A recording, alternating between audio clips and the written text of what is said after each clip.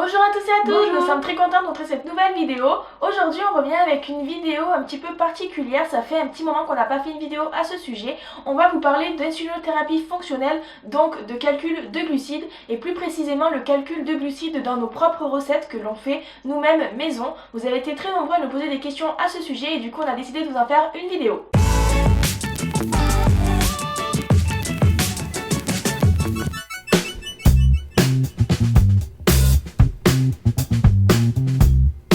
On en est arrivé à là parce qu'en effet, tous les soirs pendant le confinement, on a la possibilité de faire les recettes de Cyril Lignac sur M6. Donc sur l'émission Tous en cuisine, on fait ces recettes, on adore ça. Et donc on vous met souvent le nombre de glucides qu'il y a par portion sur les stories pour vous donner un petit peu un ordre d'idée de ce que vous mangez avec Cyril Lignac. Bon, on a remarqué que Cyril Lignac faisait des recettes très glucidiques, hein, c'est toujours du sucre partout et du beurre partout, mais bon, c'est pas grave. Et donc du coup, on a eu beaucoup de questions sur savoir comment on calculer les glucides de ces recettes. Et on a fait une vidéo la semaine dernière sur 24 heures dans notre assiette. Alors vous pouvez la voir ici si vous ne l'avez pas vu encore. Et donc du coup, vous étiez nombreux à vous poser la question de savoir comment calculer les nombreux glucides qu'on pouvait manger dans toutes les recettes qu'on faisait. Alors c'est vrai que cette vidéo c'est un petit peu de l'insulinothérapie fonctionnelle, c'est-à-dire calculer ses glucides et faire sa dose d'insuline en fonction de ce que l'on mange. Si jamais vous n'avez pas fait l'insulinothérapie fonctionnelle, c'est pas grave, ça vous donnera un petit peu un ordre d'idée de ce que vous mangez dans la journée en glucides, c'est important de le savoir aussi. Et c'est vrai que quand on fait le stage d'insulinothérapie fonctionnelle, on a tendance après à acheter souvent des plats tout préparés, ou alors il y a certaines personnes aussi qui ne mangent plus de glucides pour que ce soit beaucoup plus simple à calculer. Et donc du coup ça vous permet aujourd'hui de faire des recettes vous-même, le faire maison, peut-être réapprendre aussi à cuisiner. Avant que vous étiez diabétique, vous cuisiniez beaucoup et peut-être maintenant non, donc du coup vous pouvez vous remettre à cuisiner et calculer vos glucides de vos recettes. Concernant la technique maintenant, il faut savoir que pour calculer les glucides d'une recette, il faut calculer les glucides de tous les ingrédients séparément, c'est le principe général de cette technique. Alors pour cela il faut déjà connaître les aliments dans lesquels il y a zéro glucide, donc vous les connaissez probablement, tout ce qui est viande, poisson, œufs, fromage, matière grasse et eau. Voilà, tout ça on compte pas, on met 0 tout de suite. Donc au moins ça nous facilite aussi un peu la tâche au niveau du calcul parce que déjà on met 0 sur cela. Pour faire le calcul et pour vous montrer un petit peu la technique, on a décidé de ressortir notre carnet de recettes, enfin le mien surtout parce que là elle cuisine pas trop. Et du coup on va vous prendre une recette qu'on adore, c'est une recette de muffins au chocolat. Comme ça on va calculer les glucides de cette recette et puis ensuite calculer les glucides d'un seul muffin. Et puis vous pourrez aussi à la maison noter la recette et si jamais elle vous plaît parce qu'elle est très bonne. C'est gourmand, c'est croquant. Et elle fait fureur quand on invite des amis à manger. Alors du coup, pour cette recette, on a besoin de 200 g de chocolat, 135 g de sucre, 135 g de beurre, 3 œufs et 30 g de farine. Donc on mettra tous les ingrédients de ce côté. Donc on a tous nos ingrédients qui sont là. Les ingrédients souvent quand on fait une recette on les met dans un plat et puis on mélange. Souvent pour les gâteaux et tout ça c'est souvent comme ça. Donc on mélange tout et puis ça nous donne une pâte. Et puis ensuite avec cette pâte on fait plusieurs muffins ou alors on fait un gros gâteau. Donc pour cela ensuite on a nos ingrédients. On calcule les glucides de tous nos ingrédients. Donc par exemple là déjà ceux dans lesquels il y a 0, on a déjà éliminé le beurre, les œufs. 0, 0, voilà. Donc il ne nous reste plus que 3 ingrédients à calculer. Ensuite on a le chocolat, 200 g. Donc là j'ai pris sur l'emballage, sur l'étiquette du chocolat, il y a marqué pour 100 g ça contient 50 dans le chocolat pâtissier. Donc là pour 200 g j'ai marqué 100 g de glucides. Ensuite on a le sucre, donc le sucre c'est 100%, donc 135 g de sucre c'est 135 g de glucides, ça c'est facile.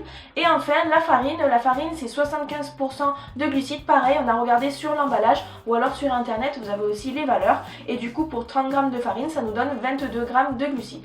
Donc là ensuite une fois qu'on a calculé les glucides de nos 3 ingrédients on fait un total, donc 100 plus 135 plus 22, donc tout cela ça nous donne 257. Donc dans cette pâte à muffins il y a 257 g de glucides au total. On est d'accord que quand vous faites un gâteau ou des muffins on va pas le manger en entier, souvent c'est des petites portions ou alors des portions individuelles, des choses comme ça, on mange pas le gâteau entier tout seul heureusement. Du coup on fait les muffins, donc nous le jour où on a préparé cette pâte on en a fait 9 au total, donc on a compté, voilà, avec la pâte on a réussi à remplir 9 petits moules individuels de muffins.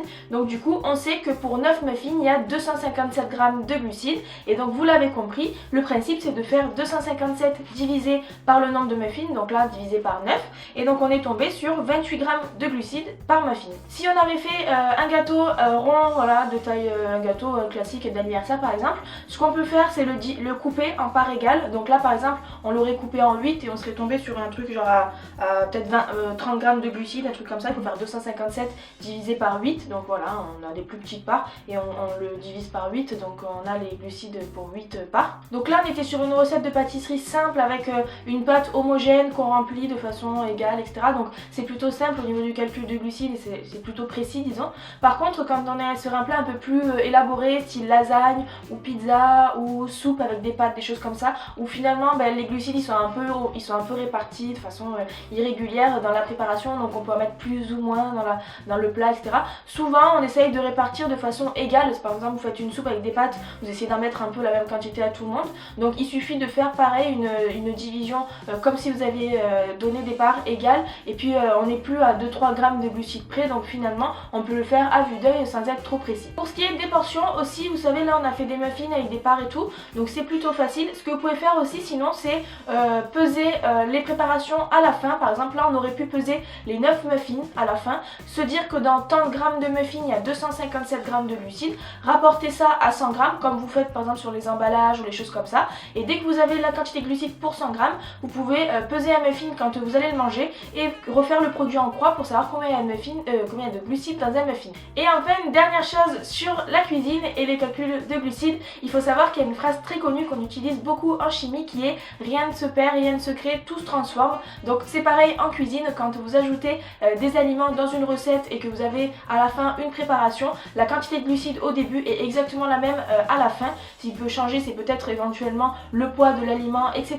Mais les quantités de glucides, elles, ne changent pas. Donc si vous mettez des aliments avec des glucides au début, ce sera les mêmes à la fin. Donc du coup, vous pouvez faire le calcul tout au début et ensuite préparer. Et une fois que vous avez la préparation finale, vous savez combien il y a de glucides et vous faites tout le calcul pour savoir dans une portion. Et bien sûr, toutes ces techniques, vous pouvez les appliquer à toutes vos recettes que vous faites chez vous. Voilà, si vous n'avez pas forcément l'habitude de peser vos aliments, peut-être que c'est bien de le faire une fois. Comme ça, vous notez le nombre de glucides qu'il y a en dessous de la recette. Vous le savez, vous n'avez plus besoin de le faire après. Donc ça a l'air de prendre du temps comme ça, mais si vous le faites une seule fois, après normalement pour les autres fois vous n'avez plus à le faire, donc ça prend pas plus de temps que de cuisiner. Moi j'aime pas du tout cuisiner, par contre les glucides j'aime bien les compter, donc voilà.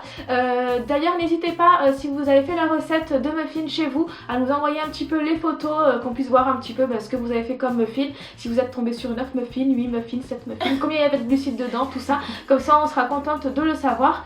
N'hésitez pas également à vous abonner à la page Facebook, chaîne YouTube, réseaux sociaux pour recevoir notifications en cas de nouvelles vidéos. Merci d'avoir suivi cette vidéo et à bientôt.